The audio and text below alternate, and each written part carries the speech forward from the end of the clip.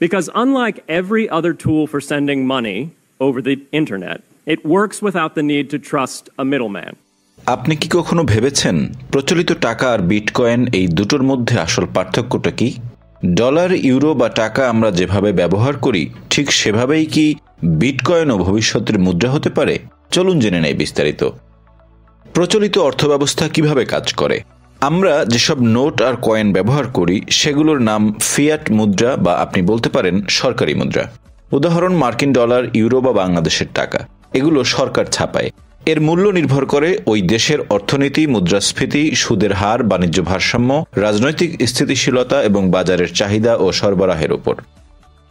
একটা সময় ছিল যখন এসব মুদ্রার সাথে জড়িত ছিল স্বর্ণ, মানে আপনি চাইলে আপনার ডলার বা পাউন্ড দিয়ে সোনা কিনতে পারতেন।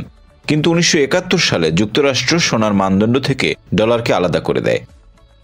বিটকয়েন কিভাবে আলাদা? বিটকয়েন কোনো দেশ বা দেশের সরকারের নিয়ন্ত্রণে নেই।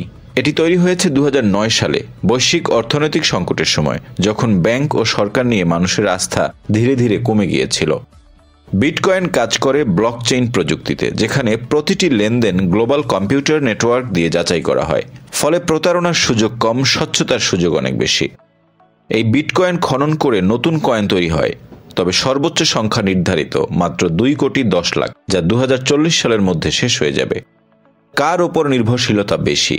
ফিয়াট মুদ্রা নির্ভর করে সরকারের ওপর। যেমন মার্কিন ডলার শক্তিশালী কারণ যুক্তরাষ্ট্র এখন বৈশ্বিক অর্থনীতির মোড়ল।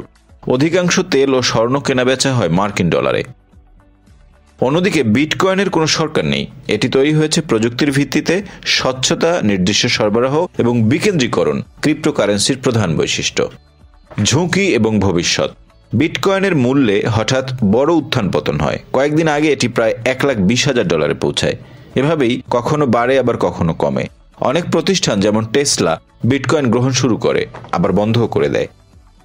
অন্যদিকে চীন, ভারত, তুরস্ক সহ অনেক দেশ ক্রিপ্টোকারেন্সির ওপর কড়াকড়ি আরোপ করেছে। এর পেছনে রয়েছে আর্থিক প্রতারণা, মানি লন্ডারিং আর পরিবেশগত ক্ষতির আশঙ্কা। ভবিষ্যৎ কার দখলে? চীন ইতোমধ্যে ডিজিটাল ইউয়ান চালু করেছে। যুক্তরাষ্ট্র ও ইউরোপও ডিজিটাল মুদ্রার পথে হাঁটছে। বিশ্লেষকরা বলছেন ভবিষ্যতের অর্থনীতি হতে পারে ক্রিপ্টো ও ডিজিটাল ফিয়াট মুদ্রার মিশ্রণ। বিটকয়েন ভক্তদের মতে বিশ্বব্যাপী যে হারে কেন্দ্রীয় ব্যাংকগুলো টাকা ছাপাচ্ছে, তাতে ভবিষ্যতে সীমিত সরবরাহের মুদ্রা যেমন বিটকয়েনই হবে বিশ্বাসযোগ্য।